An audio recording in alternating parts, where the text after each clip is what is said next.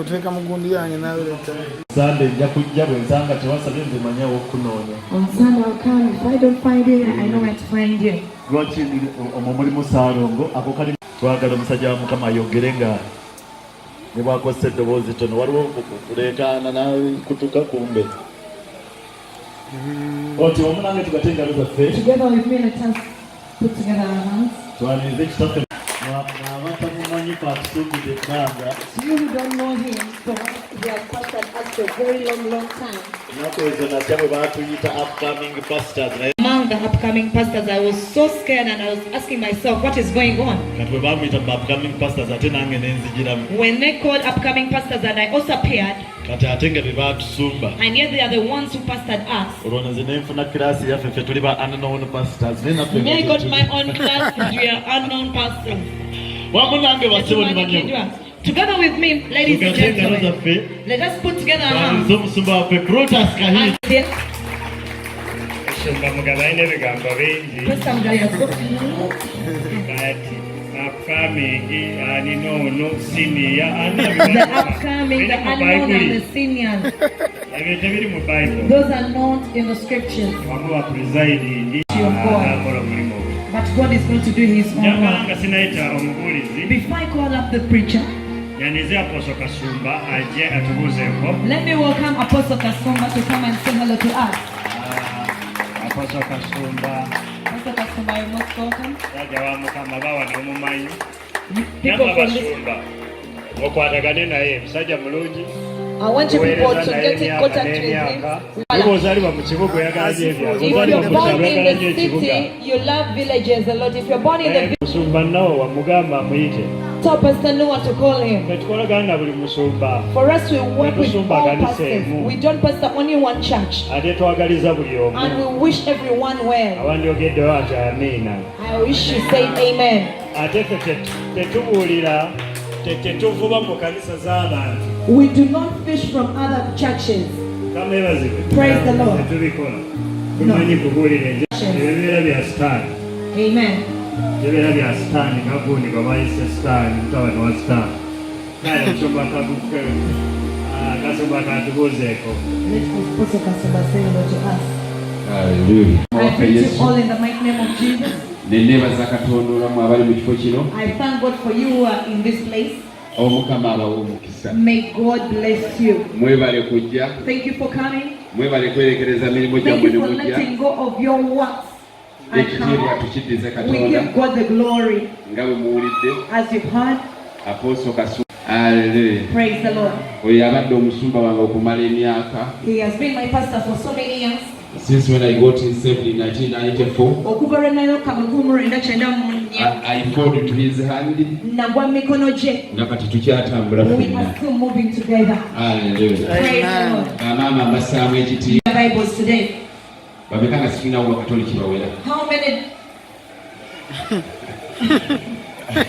Hallelujah. Amen. Omanyi ffe gye twakulira sitwabeeranga na You Bayibuli. know where we grew up from, we didn't have Bible. Twaleetanga buleesi mitwe ne tugiwummuzaawo. Mukama yabyo. Whatever you've heard is from God. Katonda yeebale. Bano abasinga bonna balabika baali baayo. Hallelujah. Amen. Ensonga lwaki wetaaga okubeera ne Bayibuli waffe. Ekereziya yamusuba ono. Amaako omukisa. May God Ale bless you. mumuyite ewammaweereza eyo. You should invite him to minister to Otume you. agenda buli wamu wonna. He's an apostle and he can go anywhere. Ako kaliga kaage ako. Amen. Mwandadde That munene. is my sheep. You should have appreciated. We have pastored you people. Naye Mukama mbona. N'olyanga God nga is musumbako ono w'ekayunga. I also pastored Pastor Gaba. Biri mmeka. Mukama yeebazibwe Praise bantu the Lord. betusumbye Pastor Many people we twamusumbako. pastored Pastor Gaba. Tanegana kwambala ngatto. When he has just come from the village, before even he learned how to put on shoes, Pastor Gaba John, Twamusumbako emyaka ng'ebiri esatu. we pastored him for more than Naye 2 Mukama years. mulungi. Praise the Lord. Katume ku magulu gaffe. Let us stand up on our feet Twanirize omubulizi w'enjiri. and we welcome the preacher of the gospel, Williams addafireyo. Pastor Erinnya William. lyandema nange nga bwe tulema. Pastor God bless William. you. May God bless you. Amen. Connecting account. Praise the Lord. Yebazibwe. I'm always amazed. Bulijjo neewuunya. I'm always thrilled.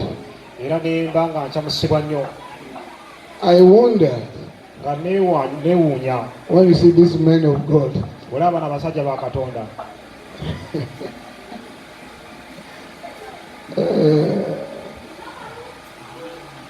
I never know you will answer me this way. I never know you will answer me this way. I never know you will answer me this way. You will answer me this way. Thank you, Jesus. You will answer me this way. I never know you will answer me this way. I never know you will answer me this way. You will answer me this way. Thank you, Jesus. I never know you will answer. I never know you will answer me this way. You will answer me this way. Thank you, Jesus. The God of all surprises. Katonda alyewuunyisa ennyo. The God of all blessings. Era Katonda w'emikisa gyonna. The one that opens doors that no man can shut. Waggulawo enzigi nga teri muntu ayinza kuziggala. The one that shuts that no man can open. Era nga gokkalawo ne wataba muntu ayinza kugulawo. The one that is called the Almighty God. Ayitibwa omuyinza wa byonna. Lord, we bless your name. Even as I've gathered this hour, Lord, we want to look at your word. Father, Lord, feed us with your word. In the name of Jesus. Father, Lord, feed us with your word, with your power, with the anointing, and let your name be glorified. In Jesus Christ's mighty name we pray. Amen.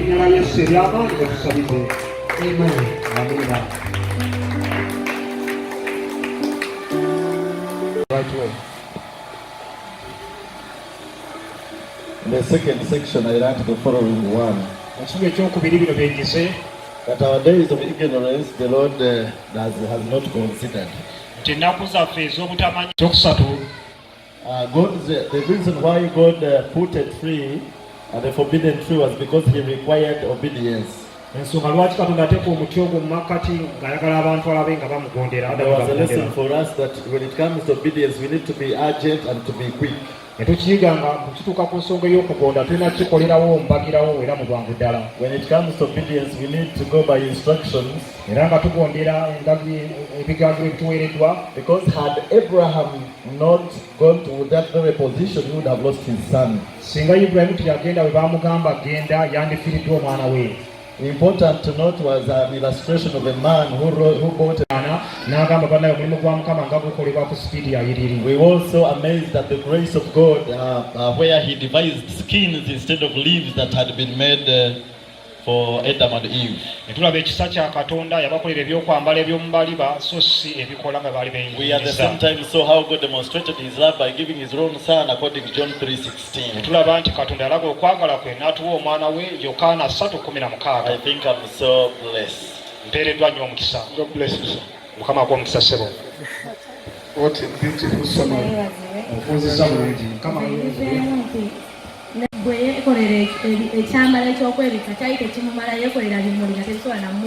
So when He took leaves to make a garment for Himself, He didn't cover it.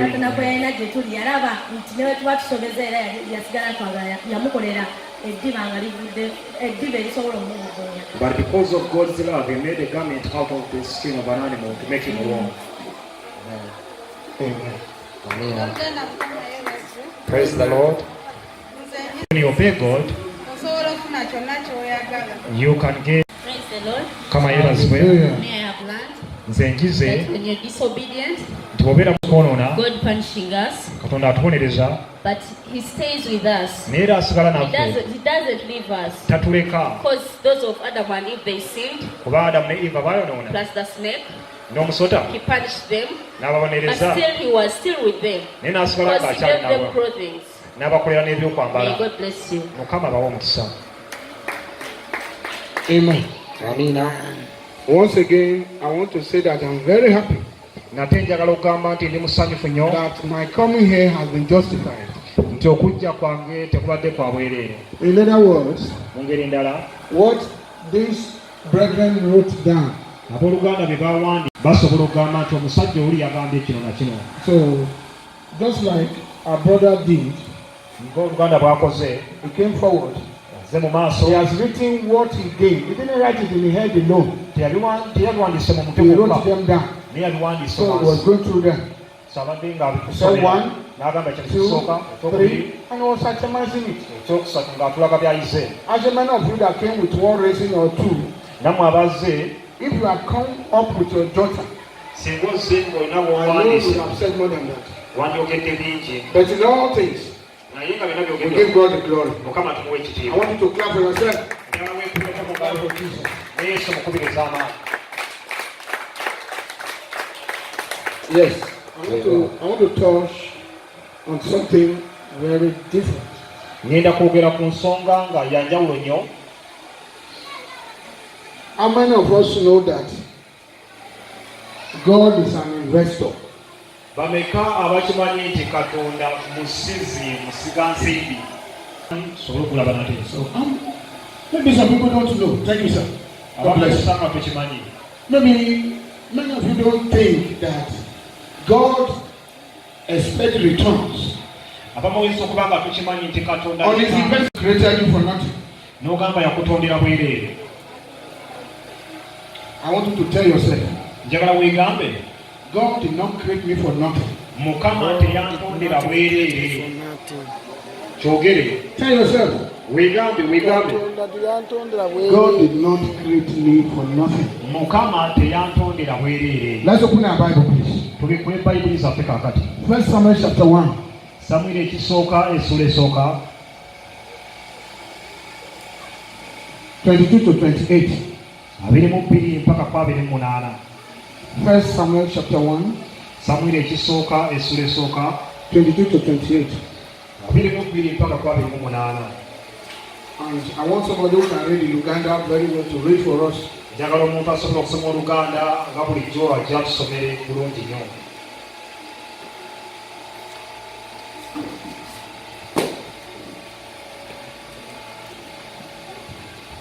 Samwiri ekisooka essula esooka olunyirwa 22. Naye Kaana n'atalinnya kubanga yalabike mu maaso ga Mukama abeerenga eyo ennaku zonna bw'olimala okumuggya mu mabeere, kyokka Mukama anyweze ekigambo kye. Awo omukazi n'abeera awo n'ayonsa omwana okutuusa lwe yamuggya mu mabeere. Awo bwe yamala okumuggya mu mabeere n'amutwala n'agenda naye n'alinnya ng'alina ente 3 n'efa emu ey'obutta n'ekikata eky'omwenge, n'amutwala mu nnyumba ya Mukama mu Siiro. Era omwana yali muto. Ne batta ente ne baleetera Eri omwana. N'amugamba nti, ayi mukama wange, nga bw'oli omulamu mukama wange, nze ndi mukazi oyo eyayimirira wooli wano nga nsaba Mukama. Omwana ono gwe nasaba, era Mukama yampa ebyo bye namusaba. Nange kyenvudde muwaayo eri Mukama ng'akyali mulamu, aweereddwayo eri Mukama. Ye n'asinza Mukama eyo. Praise the Lord. Mukama yeebazibwe. But Hannah went not up. Kaana I will not go up unto the child be in. sijja kulinnyayo okutuusa omwana And nga then I mabeere. will bring him that he. Mukama abeere ennaku zonna. I don't think you need to interpret, you have read it. And Elkanah, her husband, said unto her, Do what seemeth thee good. Tarry until thou have won him. Only the Lord establishes his word. So the woman abode and gave her son Saul unto 3 bullocks and 1 ephah of flour and a bottle of wine, and brought him into the house of the Lord in Shiloh. And the child was young. And they slew a bullock and brought the child to Eli. And she said, Oh, here, pray unto the Lord. For this child I prayed, and the Lord had given me my petition. Hallelujah. Some people never get their petitions answered. They never get it. So it is my prayer that every of your petitions, every of your requests, the Almighty God will grant you today. In the name of Jesus.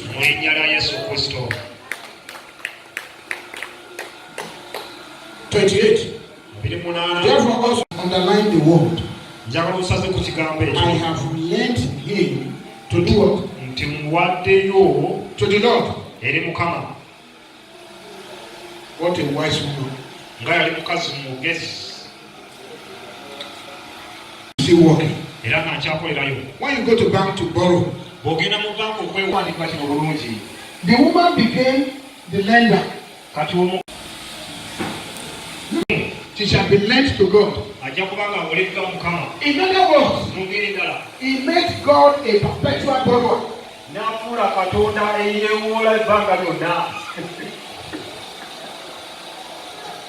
Oh my God. And if you borrow from a bank, you have to pay interest. Is that not it? But if you are a perpetual borrower, you pay interest, pay interest, pay interest. The woman is very wise.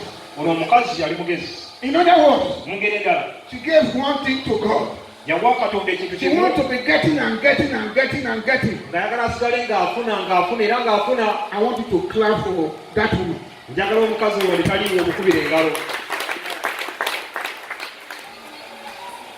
He's very wise.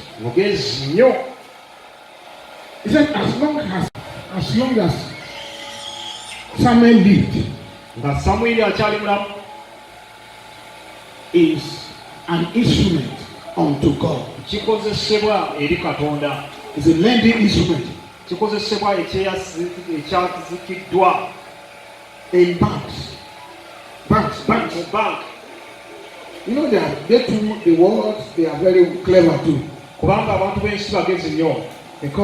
They call money instrument.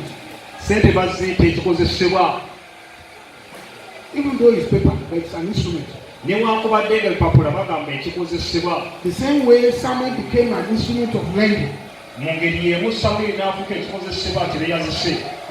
unto the Almighty God. Anyway, to lend means to advance, to give advance.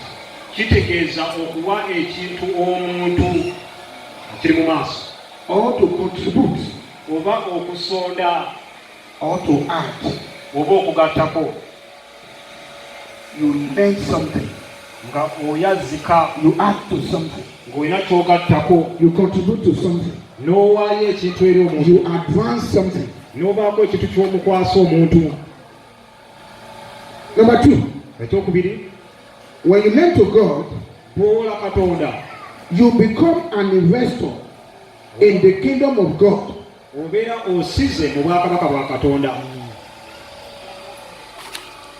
they understand what I said?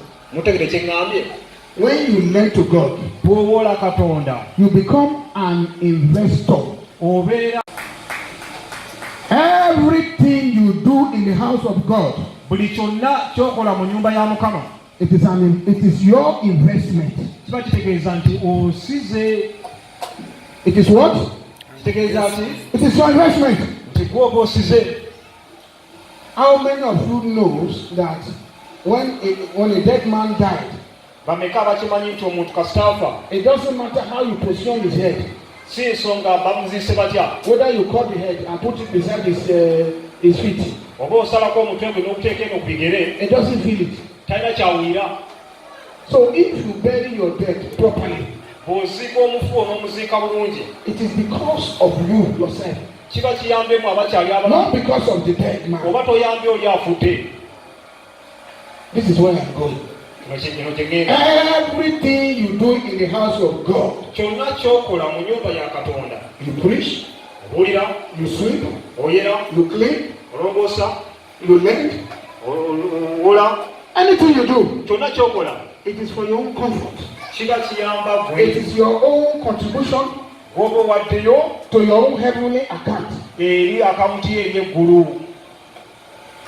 Anything you do, Kyonna ky'okola, whether you know how to sing oba omanyi okuyimba, and you sing very well, n'oyimba whether you bulungi, know how to preach oba n'obuulira, and you preach very well, era n'obuulira bulungi, whether you know how to run errands, oba okuba ng'otereeza ekifo, help me carry this, n'oyamba kutwala put fuel in that generator, teekako genereeta come and clean the church, jangu olongose come ekkanisa, and clean the ships. olongose obutebe. Everything is to your own account. Buli kyonna ky'okola kigenda ku akawunti yo. Amen. Amiina. I'm a guaranteed investor. Kati oli musiga nsimbi nga naye olina obukakafu. And let me tell you what that means. It's a big word. Kitegeeza ki ekyo? You know, when you give your money to banks, Bw'owaayo ssente zo mu banka, you have 10 million, for example, ezo olina obukadde 10, and you lend the money, you deposit it in the bank. n'oziteeka ku akawunti yo mu banka. They give you a rate. Ne bakujja kuba zikubisizzaamu kazifunya amagoba bwe kati. You know, that is guaranteed investment. Kitegeeza nti oba osiizi otaddemu ssente naye ku kintu ekiriko obukakafu. You know why it is not guaranteed? Omanyi ekibanga tekiriko obukakafu? Because tomorrow, Kubanga enkya even the central bank or the government of the land, gavumenti, banka enkulu y'eggwanga, can say, or even the bank can become bankrupt. oba ne banka esobola okuggwamu, It can become insolvent, esobola okuba nga tekyalina ssente. and then the bank will collapse. Banka neekwatira otekayo ssente zo. Then your 100 million collapse with it. Milioni zo 10 ne zigenderamu. I don't know if anybody had that experience before. Kyali kikutuuseeko ekyo bankayo ne bagiggala ssente zo ne zifiirayo. It's not Bazeeta amagoba. probably you collect it for 2-3 times. God. Naye kasita oteeka mu bwakabaka bwa Katonda n'osigamu, Your investment is guaranteed. ky'oba osizzeemu kiriko obukakafu. Are we together? Tuli wamu abooluganda. I want you to clap for God. Njagala Mukama tumukubire engalo ng'azaamaanyi.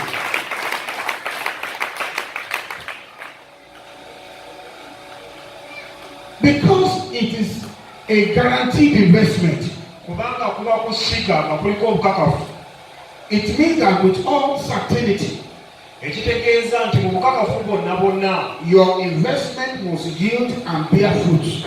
ky'osizeemu kijja kuleeta amagoba n'ebibala. I hope my English is not too big. Kansubire nti oluzungu lwange si luzibu nnyo. Because it is guaranteed. Kubanga kiriko obukakafu. Every investment you make in the kingdom of God, Buli kusiga kwonna kwonna mu bwakabaka bwa Katonda, it will bear fruit. kujja kubala ebibala. It will yield fruit. Kujja kubala ebibala. You will eat out of it Era ojja biryako in the name of Jesus. mu linnya lya Yesu. Hannah gave only one Samuel to God as a loan. Kaana yawaayo omwana w'omu yekka Samwiri. Chapter 2. Samwiri ekyokubiri essula 2. 2 Samuel chapter 2 verse 21. 2:21. And the Lord visited Hannah Mukama n'akyalira Kaana so that she conceived n'aba olubuto, and bare 3 sons n'azaala abaana 3 and 2 daughters. n'abawala 2. Do we see? Okirabye? Brethren, do you see? Tukiraba mu Luganda. She gave one to God. Yawaayo omwana we omu, She got 5 in return. naye Mukama n'amwongera abaana abalala 5. It's a good bargain. katulaba nga kyatambula bulungi gyali. How many of us want that kind of bargain in life? Bamulungi bwe kutyo. You put one, Oteekayo kimu, you get five. n'ofuna 5. May the Lord grant you your desires in the name of Jesus. Mukama akubyalako omutima gwo mu linnya lya Yesu. Number 4. Ekyokuna, Once you learn to God, kasitoola Katonda, you are sowing on a fertile ground. oba oli mu kusiga mu ttaka gimu. Once you learn to God, Ettaka nti gimu. some lands are barren. Ettaka erimu ggumba, Nothing can grow there in that place. ekinaakula mu ttaka bwe lityo. But when you invest in the kingdom of God, Naye bw'osiga mu bwakabaka bwa Katonda, it must germinate. by'osizza It ebimuluka must bear fruit. birina okubala ebibala. Amen. Amiina. Number 5. Ekyokutaano, Learning to God has 2 seasons. okukuula Katonda kiramu ebiro bya mirundi ebiri. There are 2 seasons. Ebiro bya mirundi ebiri. There is sowing season Sizoni ey'okuba nga osiga and there is harvest season. n'ey'okukungula. When you want to learn to God, Bw'oba ng'oyagala okuwuula Katonda, it has 2 periods or seasons.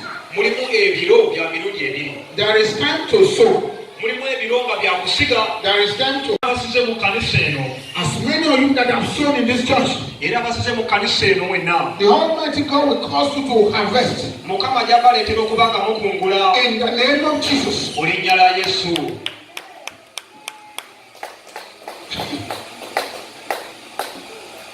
I may not call you again for general prayer. Nnyinza obutabayita basabira. The prayer is going on. Nze mpulira bwe basabira, kiri eri bwe kitwala. So I may not gather you and say, let me pray for you for the church. Nnyinza obutabakuŋŋaanya nti baleeka basabire ng'ekkanisa. As God is leading me, Mukama nga bwanneŋŋamya, I will be saying it. nze nja kuba nga nkyogera nga bwe nsaba. Once again I say it. Kati ŋŋamba nate, Many of you that have invested in this church, buli muntu atadde sente mu you have bwerezo, invested your time, otaddemu ebiseera you have byo, invested your resources, you otaddemu have obugagga bwo, invested your money. otaddemu sente zo. God Almighty will cause you to invest it Mukama ajja kuleetera okulaba amakungula agamba nti amiina in the name of Jesus. mu linnya lya Yesu. So there are 2 periods of harvest, of planting or sowing and harvesting.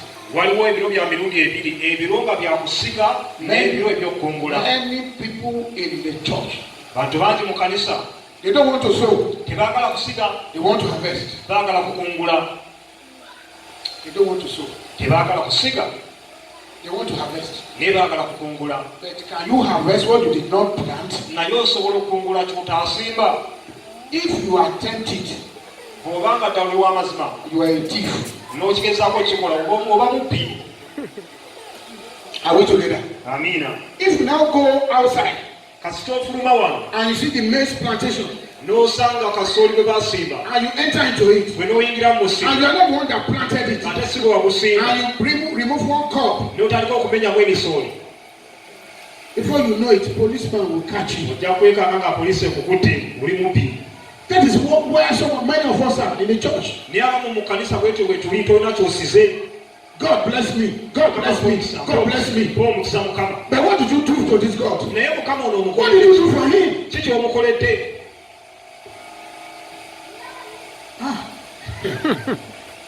In accounting, Mu ggwanga lyaffe, it has 2 sides. Balance sheet has 2 sides.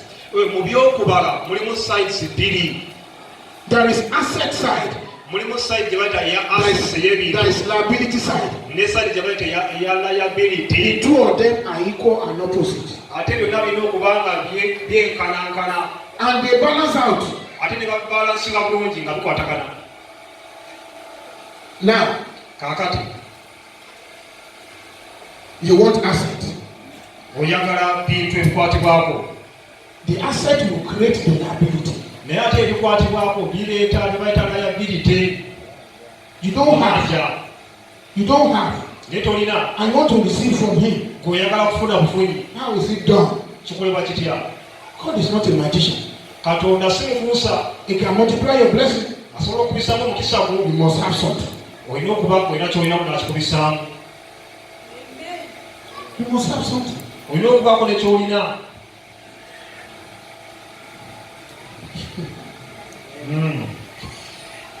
Now let's talk about the harvest season. Katwogere ku biro eby'amakungula. Sorry. Let's look at the sowing season, please. So tulaba ebiro eby'okusiga. Yeah, the sowing period is a period of planting. Ebiro eby'okusiga byebiro eby'okusimba. Some people call it seeding time. Bagita kiseera kya kusiga nsigo. Many people have eaten their seed. Naye abantu bangi balidde ensigo zaabwe.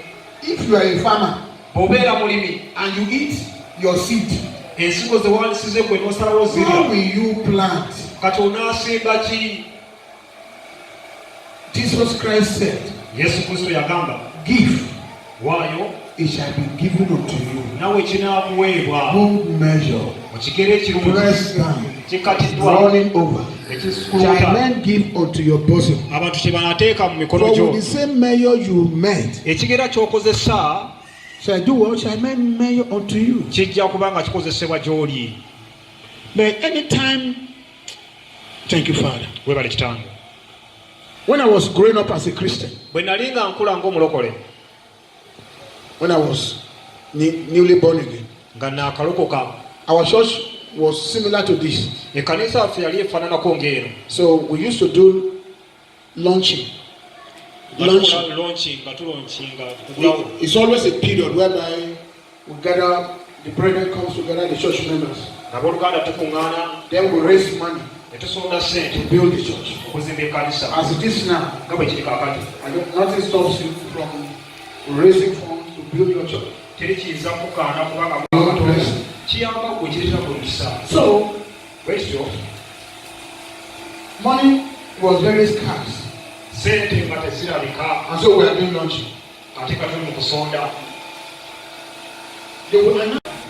Emitwalo ebiri It's not like your night, I mean, it's not like your chili, so teziringa zino ezaffe. 1,000 chilies. Tebagamba sinayira batuga emikono gyera bitendeera. Then somebody like me now, Bagamba ebitaano we manage very well. ebitaano bisobola nga tuwanika. I'm talking about eating your seed. Njogera ku kulya ensigo yo. That's what brought me to it. Tekibeese. I told myself, Ne neegamba it's a good business to sow. kirungi nnyo okuba nga osiga bizinesi nnungi. There is a particular man in the church. Waliwo omusajja omu mu kkanisa. This man will not say anything. Of 20,000. Abogera ku mitwalo ebiri In fact, he might not. No, he will be there, but he won't say anything. ng'abeerawo naye nga He won't raise up his hand. tayimusa mukono He gwe won't join anybody. nga talina gweyegattako. When we have finished, Ffenna nga tumaliriza he will go and meet the pastor ng'agenda n'asinkana omusumba on his own. ku lulwe nga ye He will start with 50,000 naira. ng'atandikira ku mitwalo 5. When they finish the money, Sente bwe zigwawo they go back to brother Bello. ne baddewo oluganda They will say, Bello, Bero the money has finished. sente ziweddewo. That is the money the entire church contributed, No sente plus zonna the ze yawaayo 50,000 he contributed. ne zizo yawaayo He will ziweddewo. say, no worry. Nanga He will go tebeeraliikirira. to his bank, N'agenda mu he will banka withdraw money. n'ajyayo sente. That's 200,000. N'ajyawo nga They will mutwalo give it. n'aziwaayo. And that's how they will be building the house. Ne bazimba ennyumba ya Building the house Mukama. of God. Ennyumba ya Building the Mukama house of God. ne bagizimba. And I told myself, Nange ne neegamba I can't be a candidate of 500 naira. sijja kubeera nga It is mukasiba not possible. nze empaayo ebitaano nzika nedda. I don't want to be like that. Saagala kusigalawo. Every time, Mu kaseera no money, tewali sente. no money. Tewali sente. Which day are you going to have? Olunaafuna sente lunaku ki?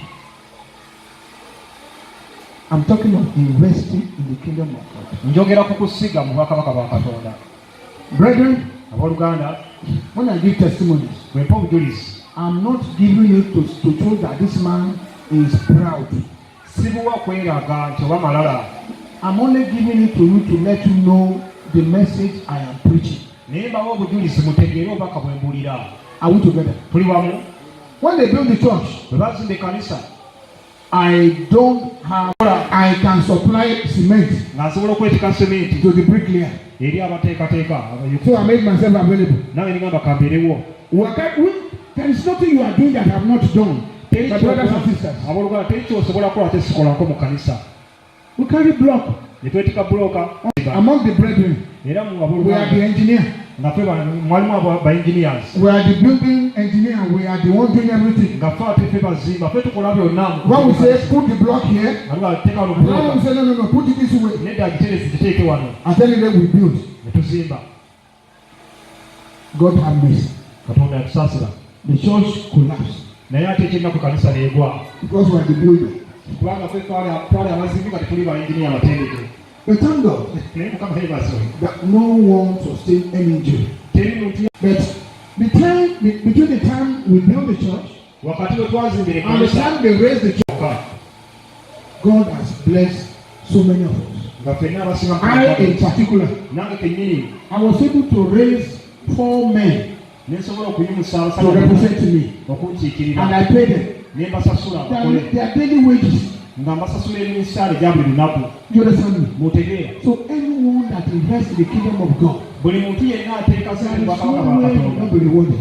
tosobola kusibwa mukisa nyakuwa empeera. It's a guaranteed investment. kati oba okuba ng'osize nga kuliko obukakafu n'amagoba. That was simple. Kyali kyangu That was small. nga kitono. When I got married, bwe nawasa I gave you the testimony in the morning. nabadde obujulizi ku makya And these children was not coming. ng'abaana tebajja. I was able to ask God. ng'asobola okusaba Katonda. I said, Daddy, ne mugamba dadi my God, Katonda wange what is my Lord? mukama wange ngaba Having served you, sikuweereza nkuweereza I need my children. nange neetaaga abaana. You must do something for God that you can ask Him for in the day of remembrance. Ozina okubaako ky'okolera Katonda kuba asinzira omugamba akujjukire. There is always a day bulijjo wabeerawo olunaku that you will question Him wojja okumubuuza and say, Lord, gaye mukama if I have done this for you, bwe mbanga nakukolera if I have kino done this for you, nekino nekikukolera what is my own? naye ate nze ebyange biriwa?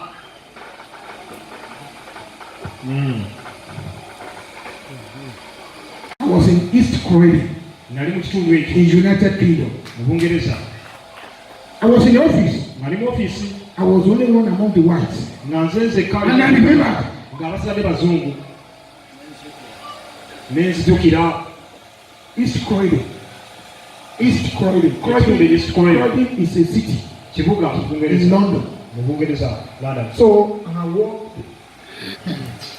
Look, if I start my own testimony, Singa atandika it's okubuulizibwa enough to preach. bumala okubuulirako So forget about that one. kati kyerabire And they are all products of serving God. naye byonna byonna nga bivudde mu They are all kukolera products Katonda. of giving to God. n'okuwaayo eri Katonda bivudde omwo.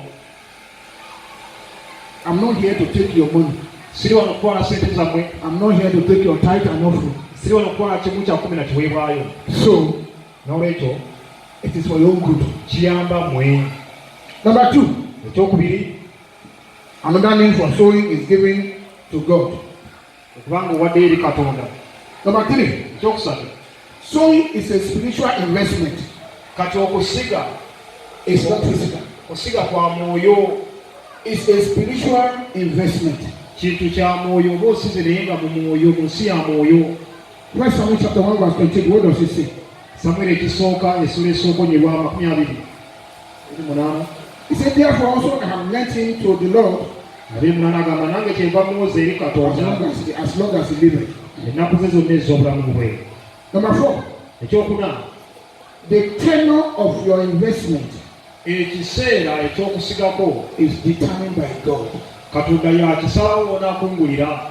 This is what I mean. Kino kyentegeeza. Let me explain. Kankinyonnyole. If you take your money to the bank here, Bw'otwala ssente mu bbanka, they will ask you how long you want to place this money. bakubuuza oyagala ssente zimale ebbanga lyenkana ki? Is it 30 days, Ennaku 3, 1 year, mwaka gumu, 6 months? myezi You 6, will tell me. gw'oteekawo load accounting gaba myezi 1. But if it is a spiritual investment, Naye bw'obanga osize mu by'omwoyo, it is you that invested. nga gw'osize, It is God that determines the tenure, Katonda ye asalawo the length. ebbanga. or is God that determines the maturity? Katonda y'anaasalawo ekina Maturity period. mu ngeri y'enjawulo bikulira mu biseera bya njawulo. A woman may be asking God for the fruit of the womb. Tojja kubanga osaba Mukama is one day. Yo ayinza The answer could be okugaba 1 week. oba wiiki emu. Depends on how God wants it. Kisinziira ku Katonda engeri It is gy'akyagala. God that determines the tenor. Katonda y'asalawo ekiseera. No man does. Teri muntu asalawo. Amen. Amiina.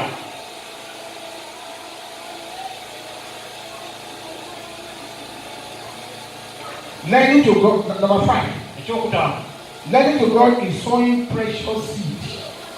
Okubanga osiga owola Katonda oba osize ensigo. When you are lending to God, Kasita osika eri Katonda n'owola. I want you to listen and listen good. Njagala mumpulirize bulungi. Many people don't get reward Abantu abo tebafuna mpeera for their investment kwekyo kye basize because it is a useless seed they sow. kubanga basiga ensigo nga terimu makulu. It is the seed that is useless. Ng'ensigo gye basize terimu makulu. They ask you to give offering. Ne bagamba okuwaayo ekigo ekiweebwayo. You now search among the shillings in your pocket. N'onoonya akasente mu nsawo yo. You have 50,000 Wenamu there. emitwalo 5. You have 20,000 there. Wenamu n'ebiri. You have 10,000 there. Wenamu omutwalo. You have 5. Wenamu 15,000. You have 2. Wenamu You have 2. 1. Wenamu 10,000. And maybe you have coin. Wenamu n'ebinusu. And then you do like this. Nasooka n'ozikeberako wano. Olaba nga n'ozisaayo. This side is 50,000 that is there. Emitwalo 5,000 Then you check this side. n'okebera sayidi. Okay, I can find 1,000. Osobola okufunayo 10,000 awo. And then you bring it out. Ng'oleeta. And you dance. Awo n'ozina amazina ng'oleeta. To show that you are giving off. Okulaga nti gwewaddeyo ekiweebwayo. You can deceive man. Osobola okulimba omuntu. No man can deceive God. Naye teri muntu asobola kulimba Katonda. No man. Teri. No man. Teri. When you are sowing, Bw'oba osiga, you sow how to give. bwe natandika okuyiga okuwaayo, When I was learning how to give, nga ne mu kuyiga okuwaayo, I set a target for myself. ne neeteekerawo target I said, anywhere I go, nti buli we ŋŋenda and they were asking, they're asking for offering. nga basaba ekiweebwayo, I will always give the highest denomination in my pocket. nja kuwaayo ezisinga obunene mu ze nnina mu nsawo. Are we together? Buli wamu. When I first started, Bwe natandika okubanga obanga when I go to church, nga ngenda mu kanisa, and I remember that I have 20 pounds in my pocket. naye tugira nti namu 20 ka Pawulo. This 20 pounds is too much.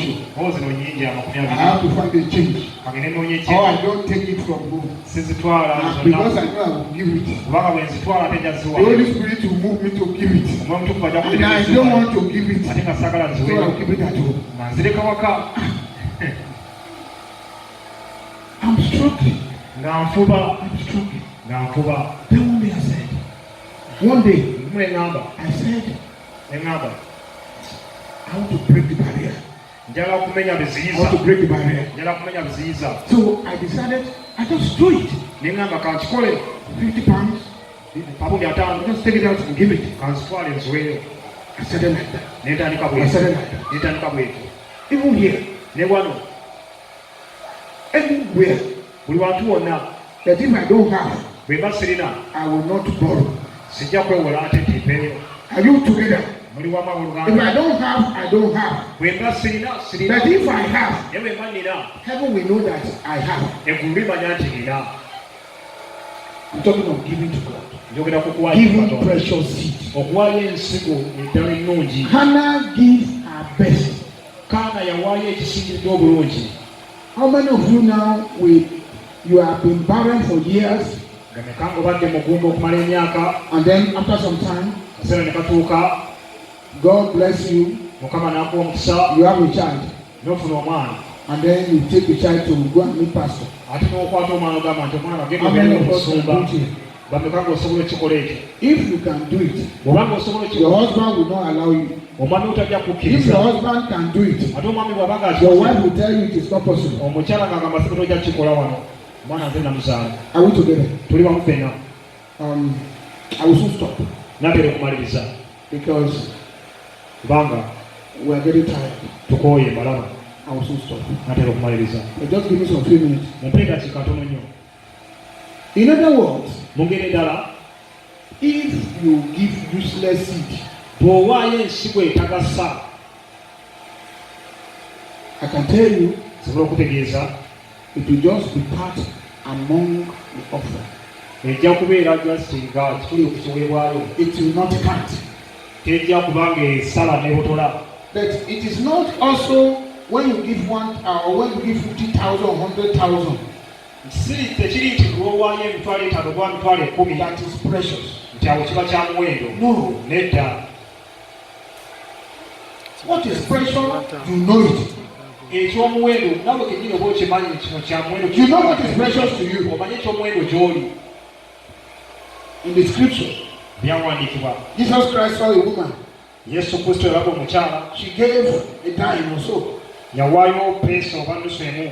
And Jesus Christ said, Yesu Kristo n'agamba, among all these people, mu bantu bano bonna this abawaddeyo, woman gave more ono omukazi awaddeyo okusinga bonna, than anybody. okusinga abalala. Sowing is a time of period of planting. Yes, I mentioned it.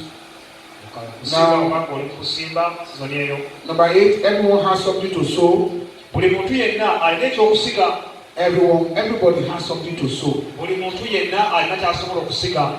The parable of the sower is an example. Olugero lw'omusizi He gave one 5, omu yaweebwa he 5, gave one 3, mulala he 3, gave one 1. mulala emu. Depending on which of the scripture you read. Okusinziira ku byawandiikibwa by'osomye. So everybody has something to sow. Buli muntu alina Even as you ekyokusiga. are, Nawe nga bw'oli, you have something to sow. olina ky'osobola okusiga. Thank God to permit me to continue. Omuti tegunzikiriza ndowooza kweyogerayo. The quality of your seed Omutindo gw'ensigo yo must be something precious to you. esobola okuba nga kintu kya muwendo